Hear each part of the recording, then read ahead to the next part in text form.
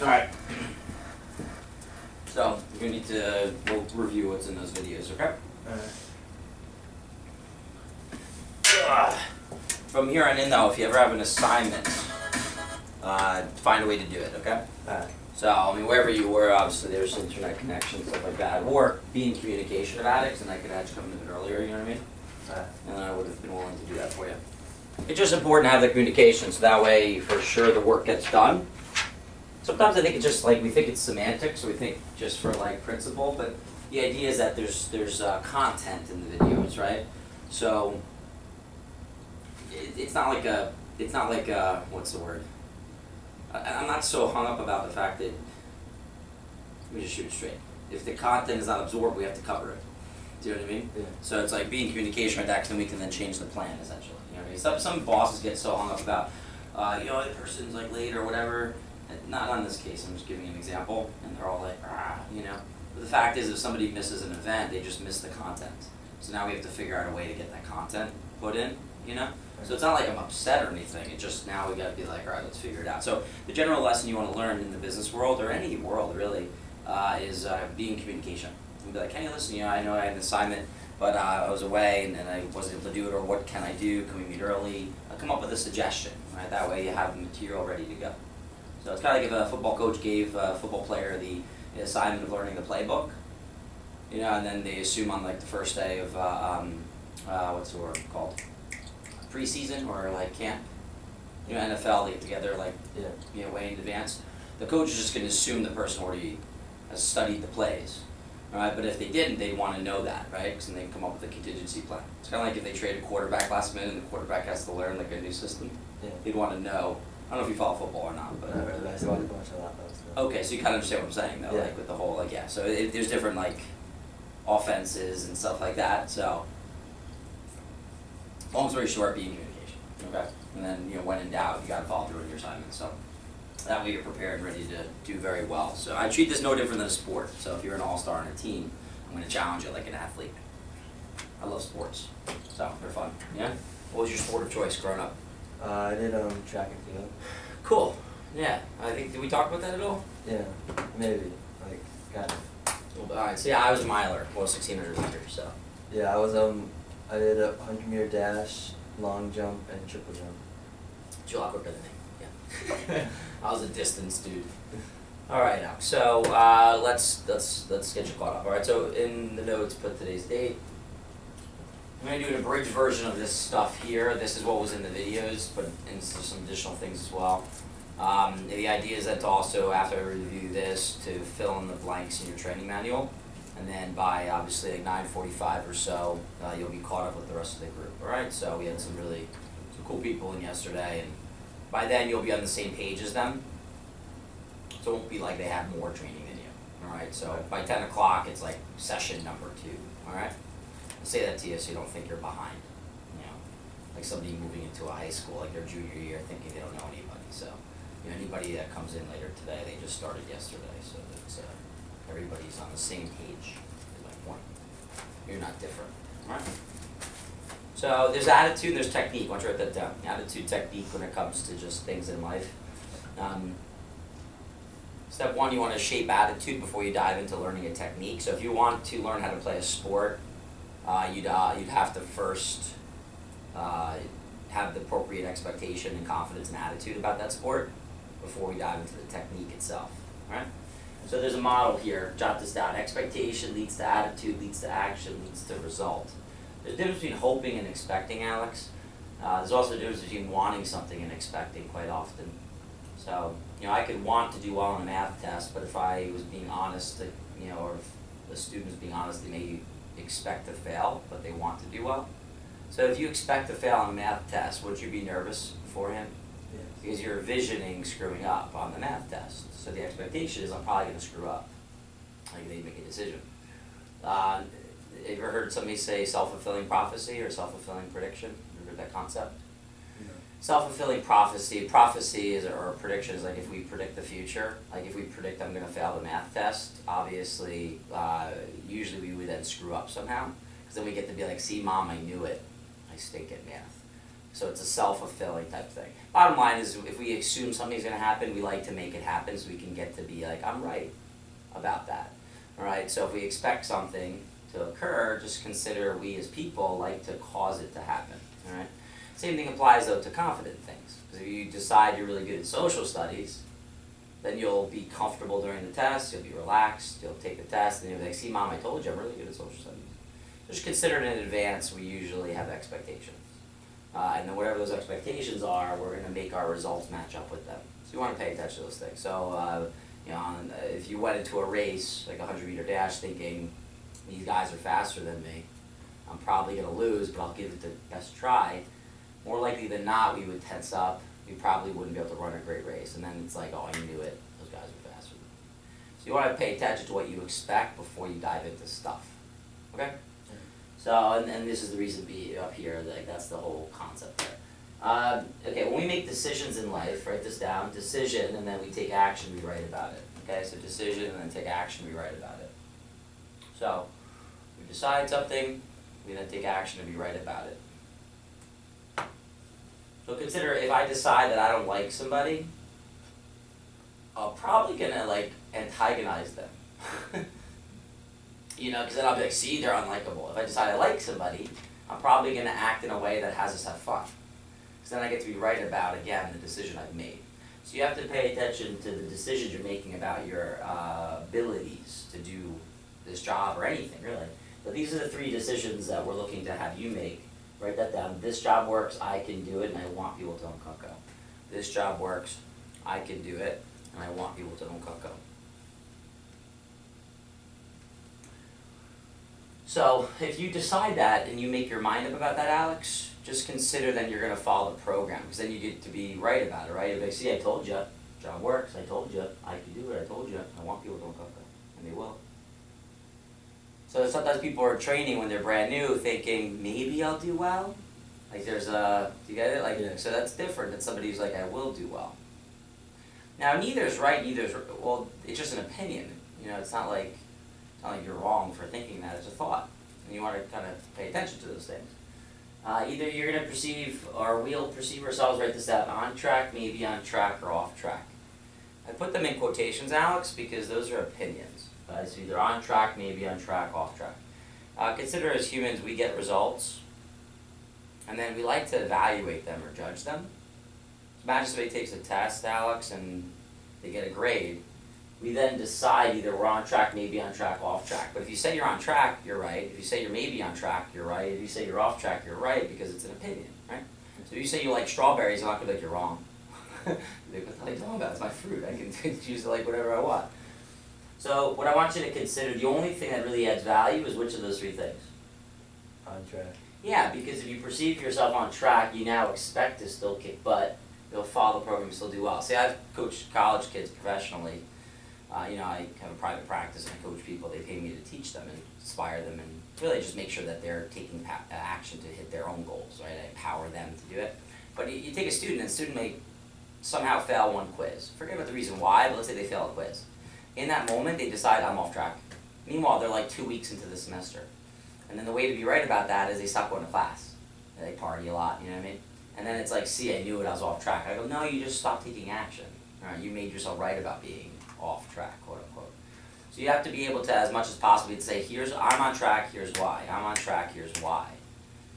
All right, and then by you having that belief that I'm on track, again, you'll be right about being on track by getting it done. All right, so if you ever feel yourself getting discouraged or you want to step back, and again, I'm not just talking about Cutco here, I'm talking about anything, right? If you feel yourself getting discouraged, step back and be like, all right, well, me choosing to view myself as off track really doesn't help matters. All right, so perceive yourself as on track. You'll hear me talk a lot about this concept here, motivation. Write this down. It comes from it's worth it and it's possible. It's worth it and it's possible. It's worth it and it's possible. So, you ever find yourself get a little lazy at times in life? I sure as heck have. Okay? So, in those moments, you want to be able to understand where that comes from. Ultimately, Alex, if you're motivated, that's when you'll take action and you'll accomplish stuff, right? And ultimately, when we're being lazy, we're probably not too happy about ourselves. I'm not saying we get bummed out, but at the same time, we also know we're being lazy, so we're like, Alright, so if you ever wanna get motivated to like go to the gym or do well academically or start your own company or whatever, anything motivates you. It could even just be, I don't know, dating somebody, making it a good relationship, right? Motivation to do anything, okay? You have to decide, I'd have to decide it's worth it and it's possible. So if I decide something's impossible, am I gonna keep doing that thing? No.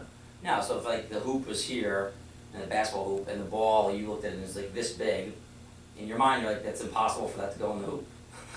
So why the hell am I even gonna shoot it? Okay? So usually people give up on their goals because they make up their mind, and it's just an opinion, right? Yeah. They make up their mind, it's impossible. I'm like, well, no, it's possible if you say it is. It's impossible if you say it is. So it's an opinion. It's worth it. Sometimes we know it's possible, but we forget the value we get from something. Like we forget about the prize, we forget about the payoff, especially if you're working hard towards something that can take several months. Sometimes midway through the several months, we start to forget why we're even doing it. And so every now and then, you want to remind yourself of why you're doing something. You want to remind yourself what it would be like to get a certain grade. How would that feel? How would that set you up for your future, right? You might want to remind yourself of, like, just with this company, like the accolades, the recognition, the money, the growth, the resume, stuff like that. So I'm going to constantly be promoting the what to you. Vision. Yeah, so you want to get a crystallized view. That's why if you ever notice on any assembly manual, there's always like a picture of what you're assembling. Now, usually on the box, they have a nice pretty picture of the desk, because you're like, ooh, I want to put it together, I want to get that.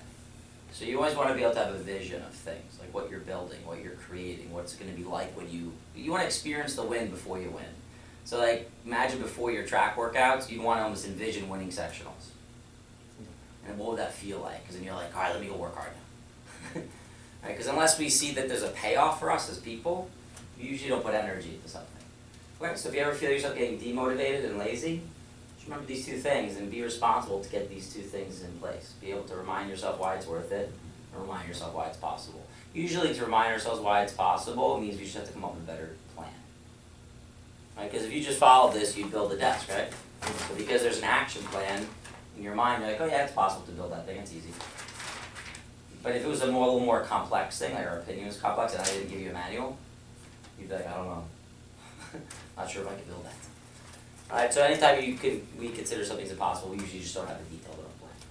Alright. We can't see it, like we can't see the, it's like, I'm not believing in it. I don't know, I just don't know if I have the goods or the ability to do it. So come up with a better plan.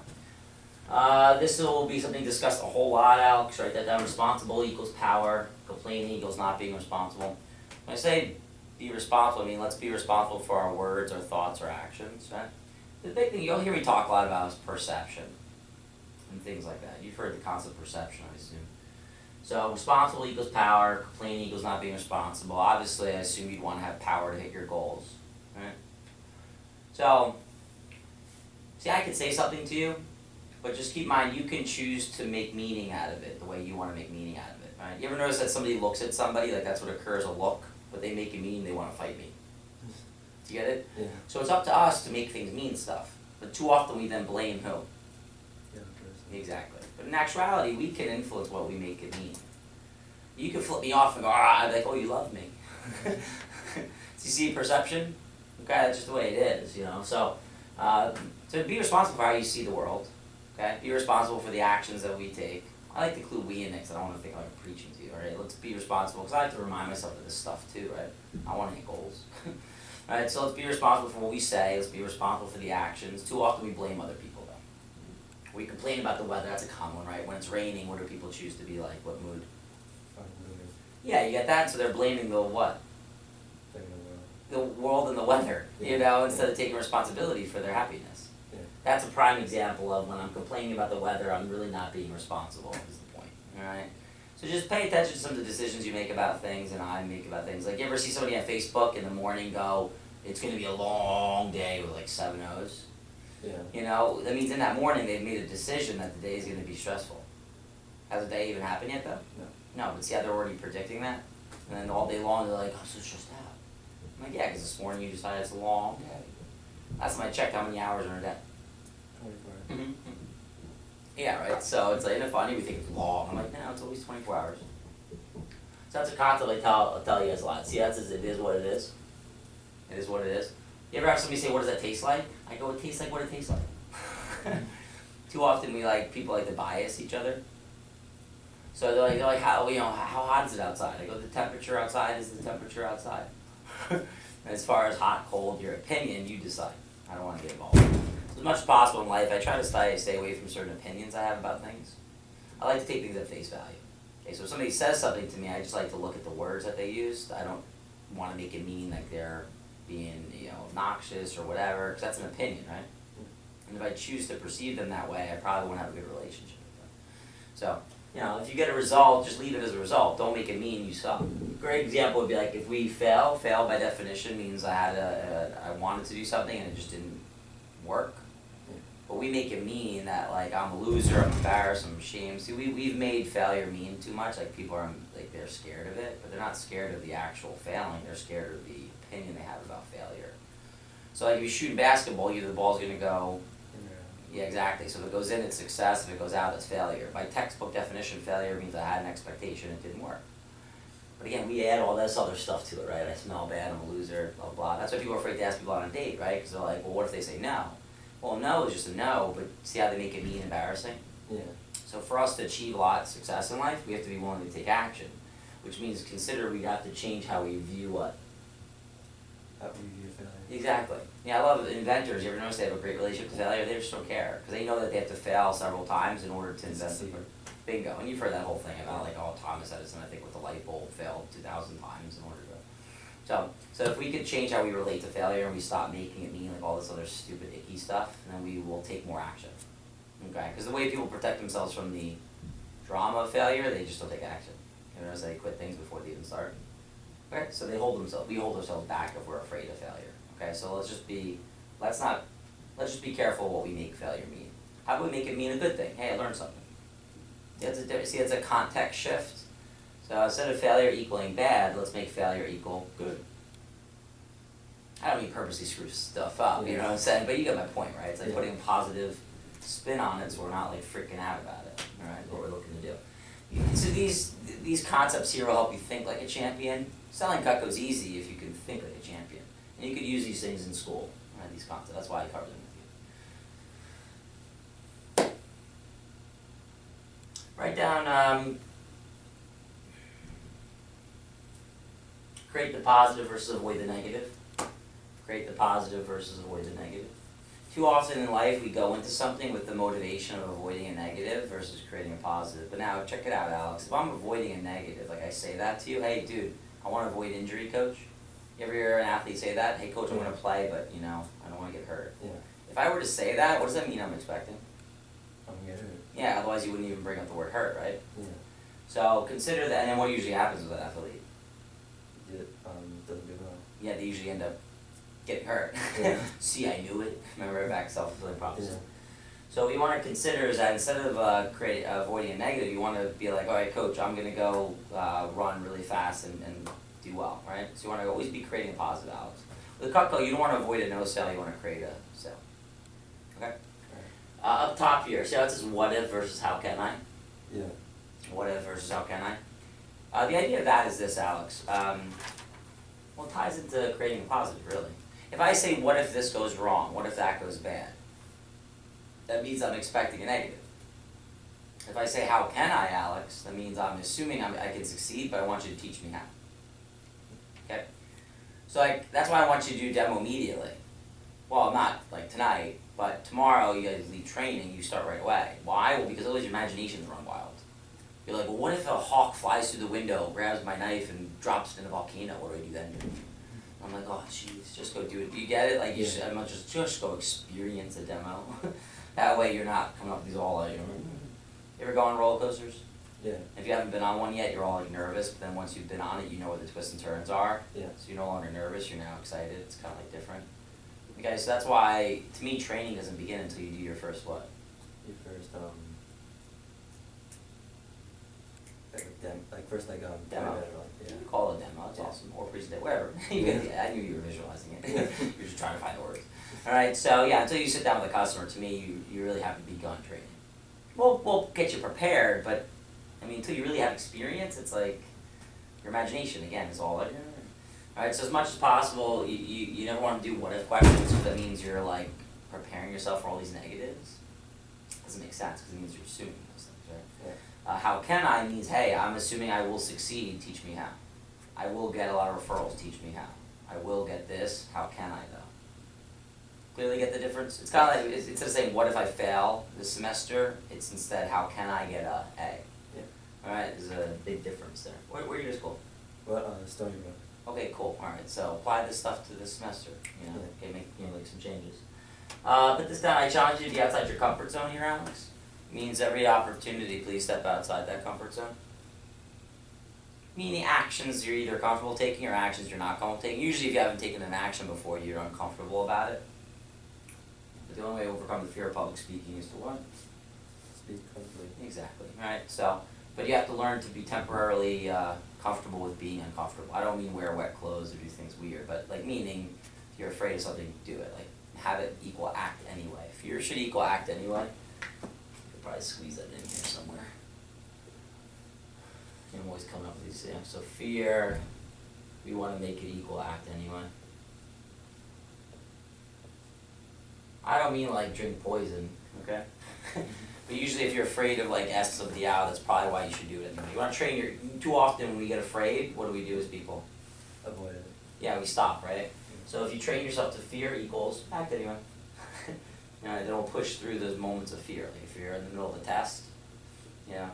Now step one that you want to kind of see what the fear comes about. Fear is not present, it's a future thing, meaning you're envisioning the negative. See, being up high is not really scary, you know heights? Yeah. Okay, but you thinking you're gonna plummet to your Death. yeah, that's what makes it scary. So see how it's all connected to the imagination of the future? So just be aware of that. So if you're ever nervous, don't beat yourself up about it, but be like, oh, it means I'm telling myself the negative is gonna happen.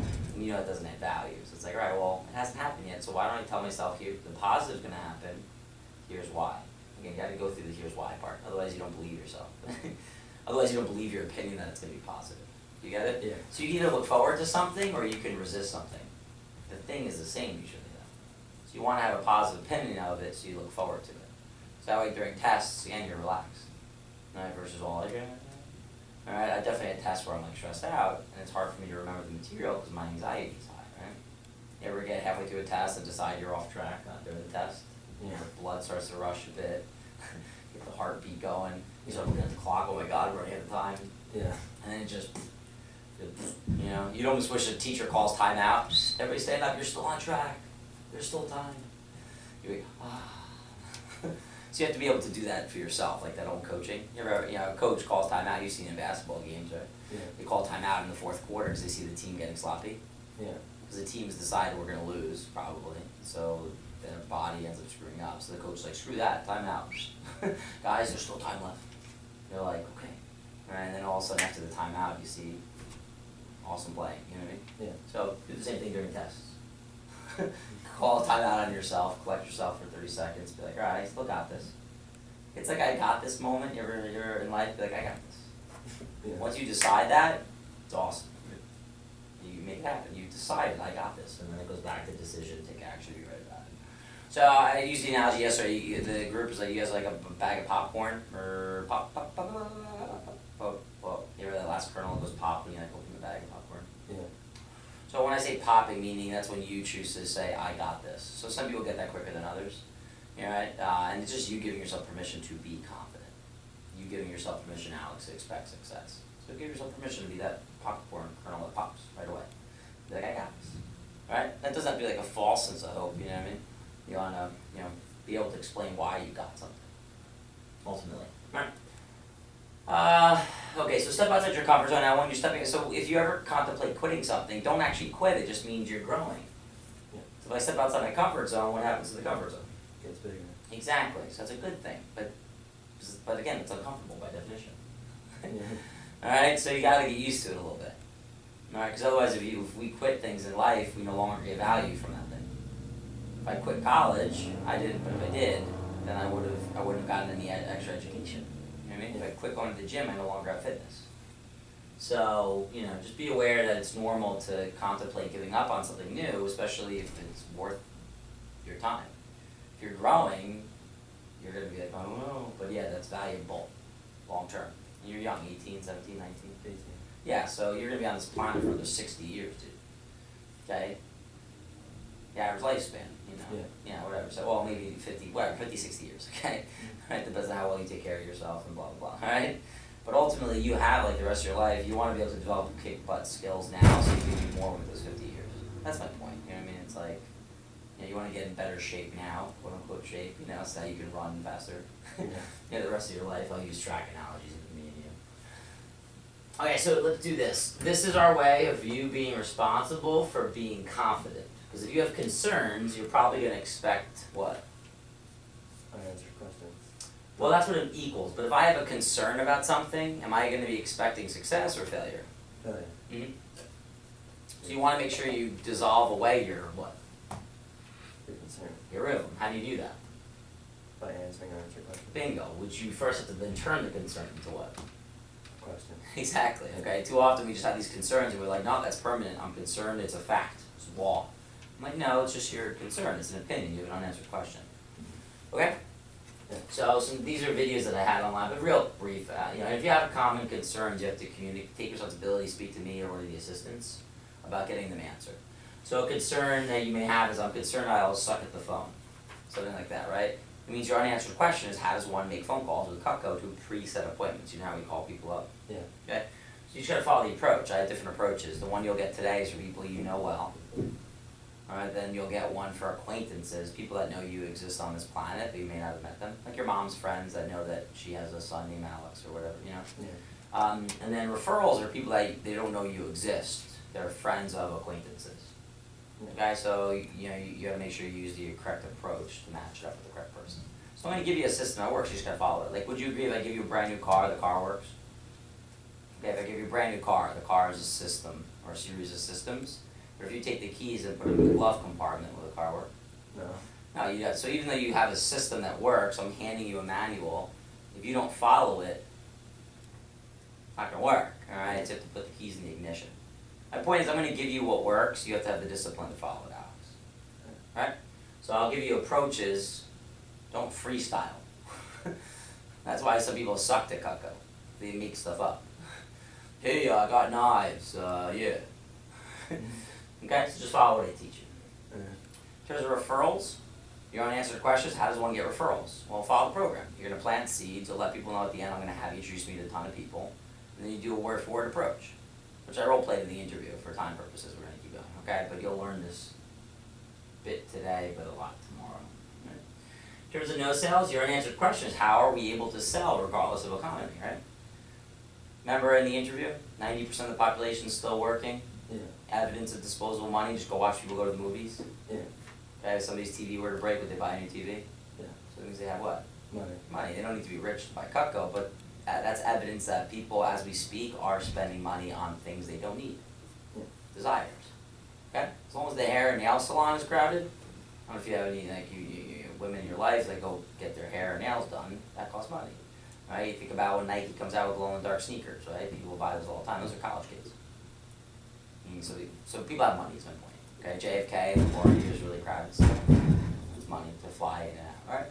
So yeah, we do just fine. And this is a product that's scalable, the orders, meaning somebody can buy small, somebody can buy larger orders, monthly payment plans, remember too? I'll cover that a lot today. Time management. Most college students make up their mind, I suck at time management. Now is that a fact or a law or is that an opinion? Opinion. Yeah, and so because of the opinion, you know how that affects everything now, right? Yeah. So you want to be careful of that. So before you ever dive into like judging how good or bad you are at something, you want to come up with a plan first almost.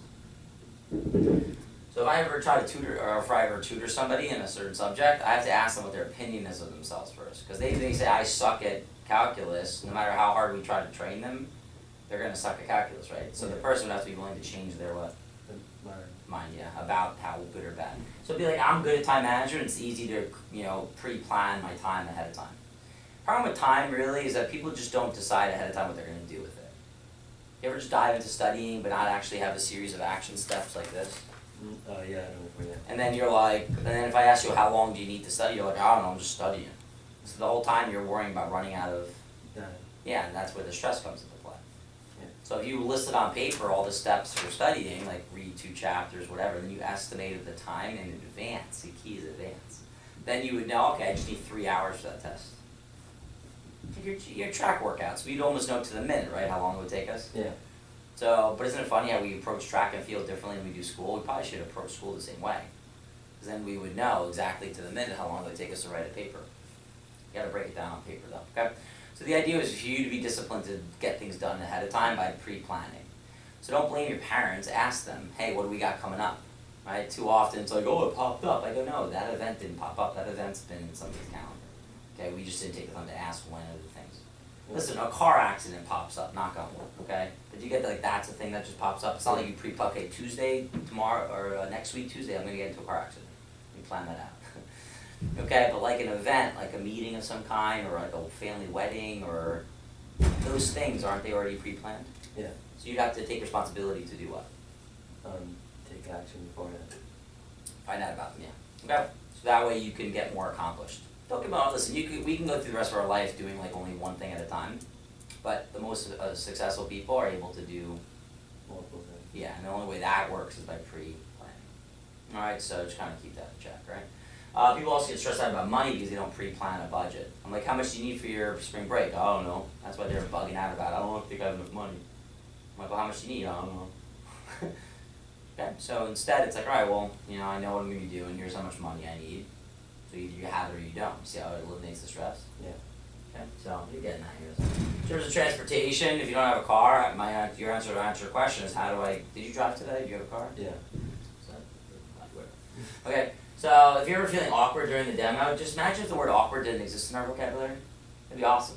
So we wouldn't be plagued by feeling awkward. Consider for you and I to feel awkward, don't we have to conclude that something is awkward to begin with? Yes. So if we just skip over that step, we wouldn't feel awkward. Okay, to be embarrassed, I have to conclude something is embarrassing. So if you and I don't conclude that, then we wouldn't feel embarrassed. Yeah. Yeah, we'd have more fun. Yeah, I used to be really embarrassed about everything, so I like censor myself, and now I have so much fun in life because I just don't conclude things that are embarrassing anymore. It took me some time to get the hang of that, for sure, But now I go to a bar on my own and just meet people and get the whole crowd dancing and going. I don't even drink. I haven't drank in over a year. Okay, because to me it's more fun. It's more of a cool challenge to be able to live a healthy lifestyle and yet still go out and have fun. Alright, I'm not saying other people have to live this way. I'm just sharing with you what I choose to do. My point is I just don't get embarrassed anymore. I just don't let myself perceive it that way. Alright, and I say this because if you're in the middle of a demo, you may go up in your own head and be like, "Am I doing well right now? I don't know." Do you know what I mean? Yeah. It's kind of like in the middle of a race even, or in the middle of a test like we were talking earlier. So you have to, in that moment, catch yourself, because you're either going to judge yourself, Alex, or you're going to make a difference for who? Yourself. Well, no, check it out. You're either going to be viewing yourself, judging yourself, or, because you're sitting with a customer, right? Or you're going to be making a difference for the customer. Yeah. You can't do both simultaneously. So if you're feeling awkward in that moment, it's almost selfish, because you're judging you and you're not even focused on them anymore. So just don't judge yourself so much, is the point. I'm not saying you're going to, but you're going to, right? In the middle of demos, okay? So in the moment of that, just be like, alright, what would Joe say? Joe would just say, focus on the customer right now. Stop judging how you're doing. You can make a ton of mistakes, it doesn't matter, okay? Customer, they don't even know, but even if they did, who cares? It's a conversation about color. You're gonna follow the manual, dude, but you could, if you screw up, like, oh, I screwed that up, let's keep going. This isn't like it's not like you're like giving a speech in front of like these world-class judges and you don't know them. It's all like, you're sitting out, you're Aunt Teresa. Yeah, I learned before. I did a lot of. I didn't do concerts anymore. When I was younger, I did a lot of piano concerts. Oh, great. The biggest thing my teacher told me is that if you mess up, do not focus on the mess up. Keep on going. Love it. Fantastic. I love your teacher. Alright, and you for being able to learn that lesson. Because then that's so cool. Because otherwise you get so focused on the mistake, but then it's over and done with, right? Yeah. So all you gotta do is focus on the next. Next topic is to go. Yeah. Oh, that's a great story. I could use that. Alright, kid, thanks. I dig it. Yeah. It's like a baseball player strikes out. It's like, whatever, amnesia. Let me go ahead and go to my next at bat and still kick butt. Alright, so yeah, you get it. Okay, so the point is, if you're judging yourself, just be like, alright, screw it. Let me just focus on the customer. Don't say screw it out loud, but screw it. Like, what the hell are you doing, dude? Alright, so now if you get flack from family, that's okay. You just gotta understand where that comes from. When I say flack, meaning people are like, oh, you're selling knives or whatever. See, people sometimes have insecurities and then they project those insecurities onto us. Like they think that because they can't do something, they then assume that we can't do something, right? And they think because we may fail at something, they should discourage us from even trying. But if we don't try, to me, we get no value. Does that make sense? Yeah. Okay, so ultimately, whenever you may perceive they're trying to hold me back, I wouldn't view it that way. View it as, okay, my mom or dad have concerns because they care about me. It's rooted in love, right? But let me go ahead and support them by getting them answered. Yeah, exactly. So like my mom or other moms could be concerned about safety, right? Which means the unanswered question is, how is this job safe? So, and then it's like, all right, mom, well, I get it. You're concerned about safety, so really you want to know why it's safe. Okay, well, it's because we sit down people we know at first. Target market are moms, little kids running around. It's not very spooky. And I control who I see when I see them. Does that make sense? Yeah. So, now at the end of the day, who's the only opinion you really care about? Well, yourself and bingo, yeah. Ultimately, well, in this particular conversation we're having about the job, the only thing that matters, Alex, is how you feel about yourself, okay? But too often we will blame other people for how we feel about ourselves. So there's always going to be naysayers, put it that way. You ever see like a YouTube clip that's the most like heartfelt, awesome video, and there's always like at least one thumbs down? Yeah. And you're like, where the hell did that come from? You know what I mean? It's like, is that something about like world peace or, like, Yeah. My point is you're never going to get 100% backing on things that are, things that you do or things that exist out there, okay? Alright, so you get my point, alright? Attire, wear whatever the heck you want, okay? Selling to people you know, that's the action. There's different opinions about it. There could be a whole bunch of different opinions, but pay attention to your opinion about something, Alex, because that'll alter your mood when you do that thing, remember? Yeah. Okay, so selling to people you know, that's how you begin. I perceived it as great. I get to rekindle a relationship. I get to show them a product that they wouldn't otherwise know existed. However, somebody else could view it as weird. Now, wouldn't we both be right? Because it's both opinions. Right? You can't be wrong about an opinion. But do you get that if the person perceives it as weird, that's going to get in their way? Yeah. Whereas the spin that I put on it, that's going to allow me to do it comfortably. Do you get it? So before you dive into anything, dude, make sure you have a powerful opinion about what you're doing. And it means we're going to need to be open-minded to change our mind. So if you have an opinion, I've decided that's weird. I'm like, well, are you open-minded to change your mind? Because if you decide something's weird, then you shouldn't take that action. Okay? So in life, I'm going to, ask just as a mentor to you, be open-minded to changing your opinions about stuff. Okay? And the mistake that we make often, we think the opinion is actually a fact, and we think it's law. Like people actually argue with each other over opinions. But like, that's weird. And the person's like, no, it's not. I don't think it is. No, it's weird. No, it's not. It's weird. And it's like they're fighting, but they're both giving their Opinion. Exactly. So they're both right. Isn't that interesting? Yeah. But sometimes we have an opinion for so long that we actually think it's real. It's not like a law. Like gravity's a law. Yeah.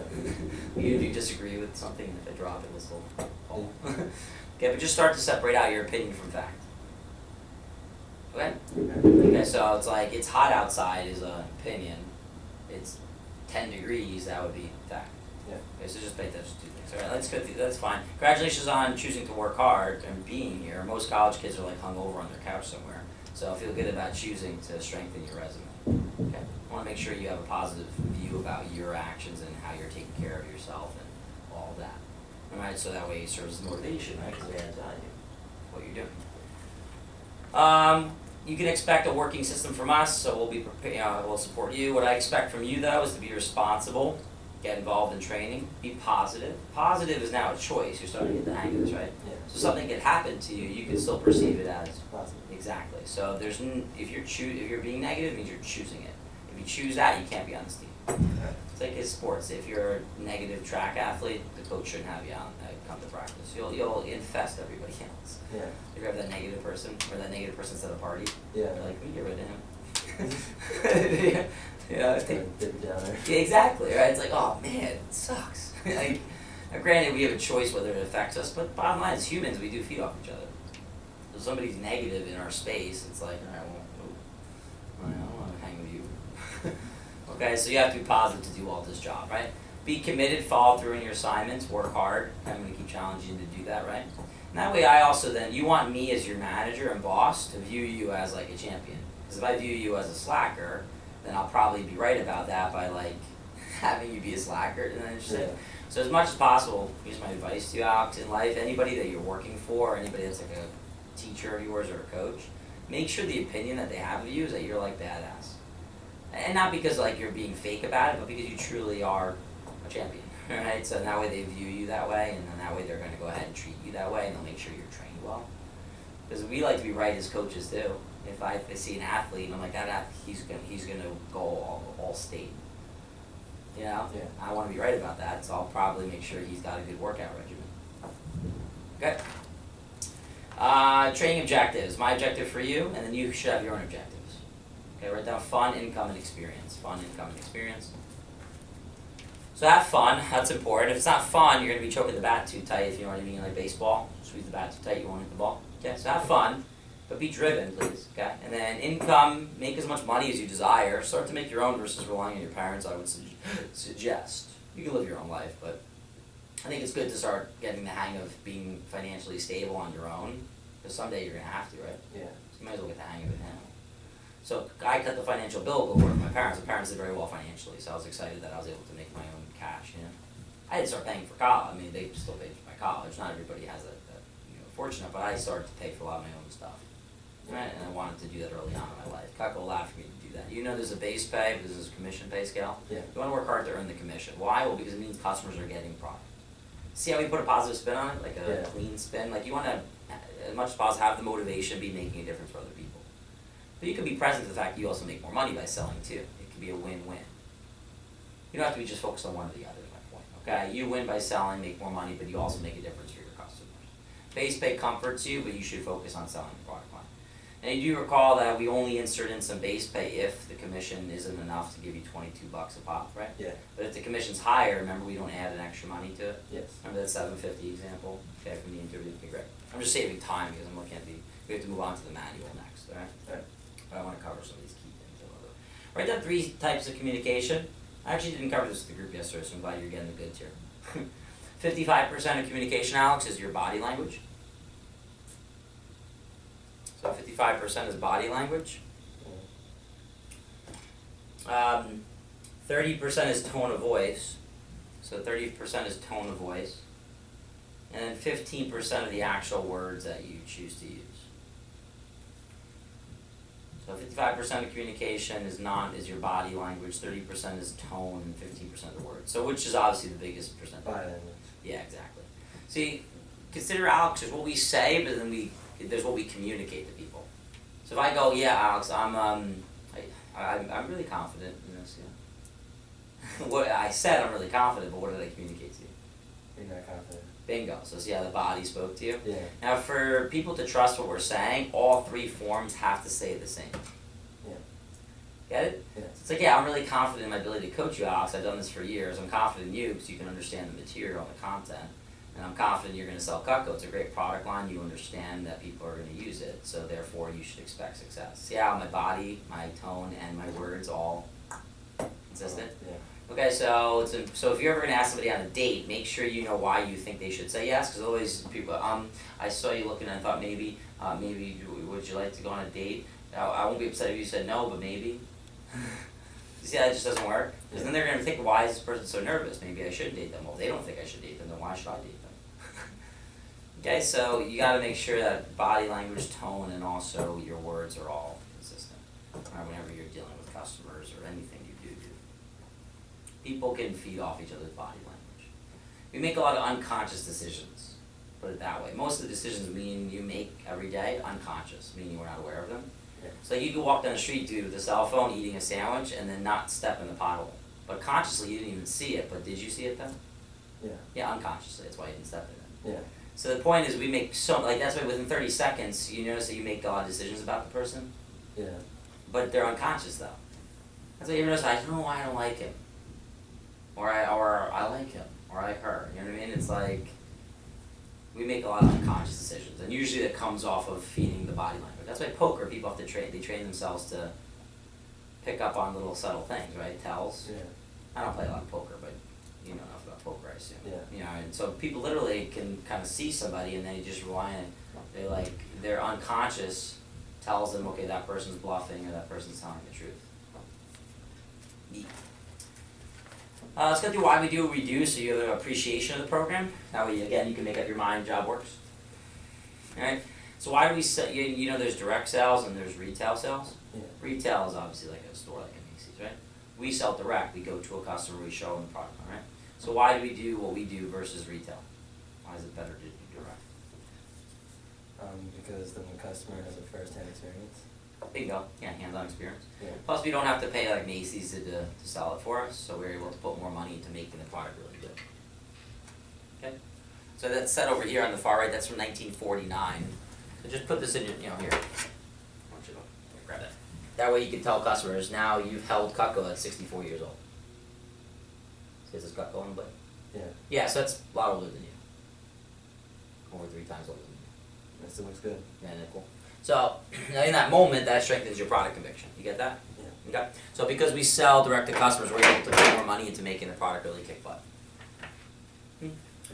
And plus, it's convenient. Customers don't have to go anywhere. You'll bring it to them. Yeah. Okay, good. Okay, great.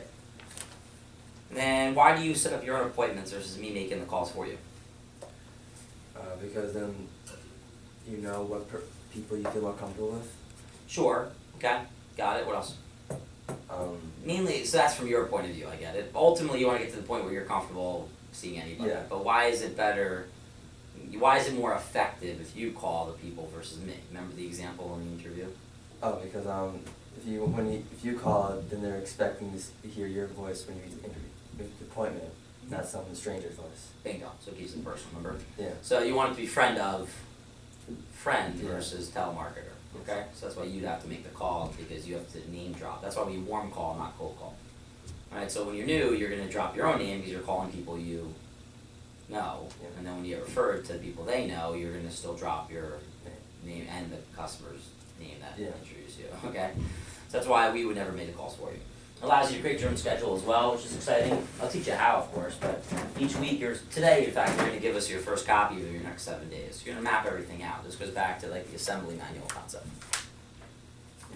So, dollar signs are in advance. It's like a doctor gives the nurse the openings and then says, hey, receptionist or nurse, make sure we fill those openings. So when you map out a schedule, they don't mean they're filled with a customer yet. It means you have the intention of working. Yeah. You get it? Yes. Okay, so any business owner has to decide ahead of time when they're working, and then they take action to fill those openings. So if you're a lawyer, you're going to have openings, right? And then you want to make sure that in advance, you know, like when you're playing golf, when you're with your kids, when you're traveling, when you're doing law, when you're in court. So they have everything planned out. So if you own your own private practice, there's no boss, right? You're your own boss. So with Cutco, you get a taste of what that's like. Which is good. You'll get a better GPA because you'll be more of your own boss in college versus waiting for people to like tell you to do stuff. Yeah. So your GPA will go up. All right, as long as you use the skills you're taught here and you transfer them over to college. It's a good thing. Okay, you become people you know first, a little more comfortable, but again, you'll get to the point where you can pretty much talk to any middle-aged person. All right, we'll work towards that. It's safer, right? Your Aunt Sally's not going to recommend you to a weirdo. Okay, so don't forget that.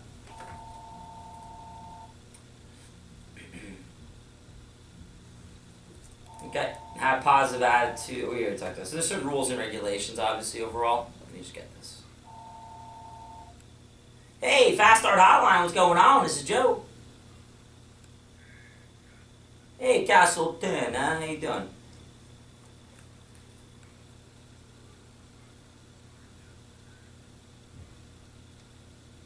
Okay.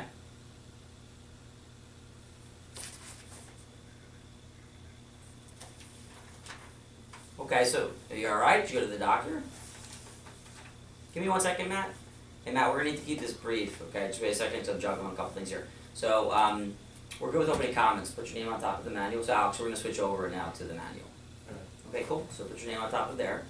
Let me just take care of Matt here a little bit. So, Matt, so you're self-diagnosing a concussion? I wouldn't do that. I would either find out from the doctor or just assume. Okay, well, go to the doctor then. Too often we diagnose a concussion and then we give ourselves our own rehabilitation for it, and we end up versus. So I'm all about what's really so. You know what I mean? So you may want to go to the doctor, dude. Right.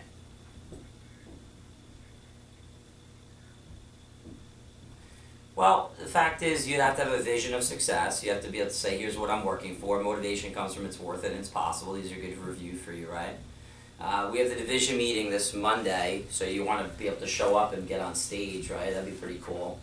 We can acknowledge you for a job well done. You're in your fast start right now, so there's a lot of great prizes. You know, $1,500 a petite chef, 2K butcher knife, slicers, $2,500. So you have income as well. Your paycheck is from now till Tuesday morning. Get excited about income, but more importantly, what it represents for you and what you can do with it. And then this would be your way of taking responsibility for, you know, what's in it for me, with them, it's called, what's in it for me, right? And then also, it's possible means your plan, when you're making calls, which you detailed out. So it's always going to come back to that, dude. And ultimately, it's just, you know, when you look back at your life, what type of life do you want? Do you want to be one who produced a lot, or do you want to be one who's kind of lame, you know? Okay?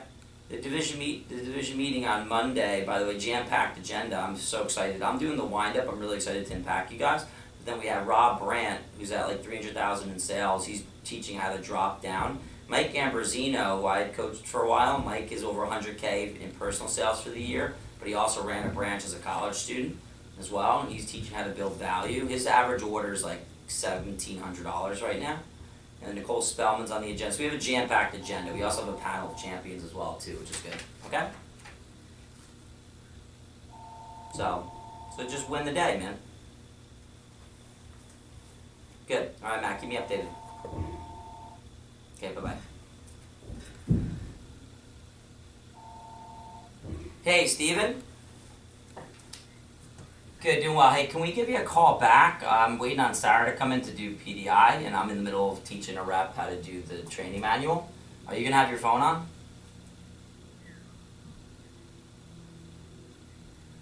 I said, just go rock it.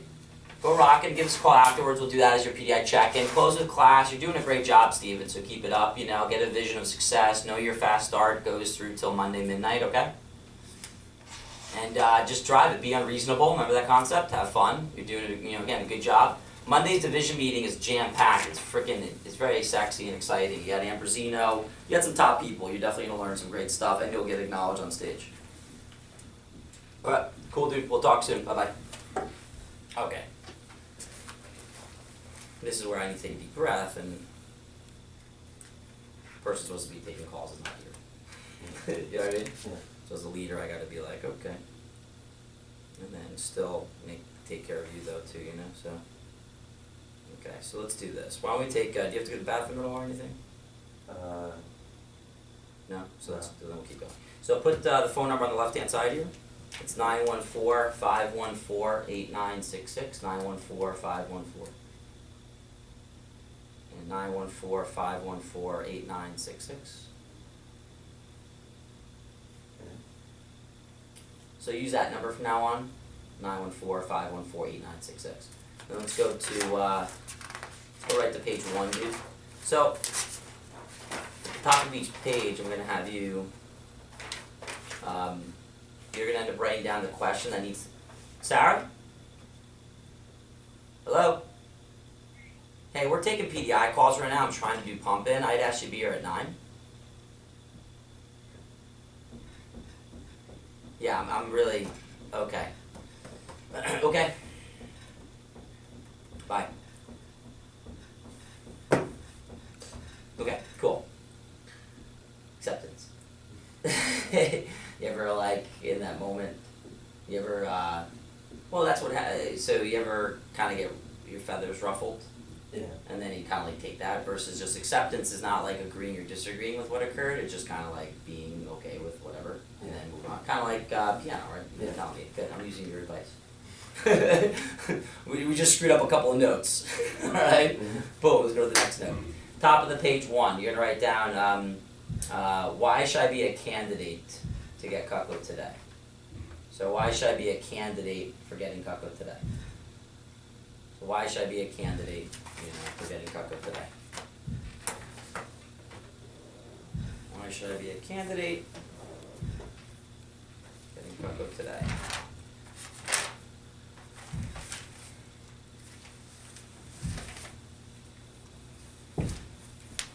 All right, so here's the point, and this is like it's basically open-minded.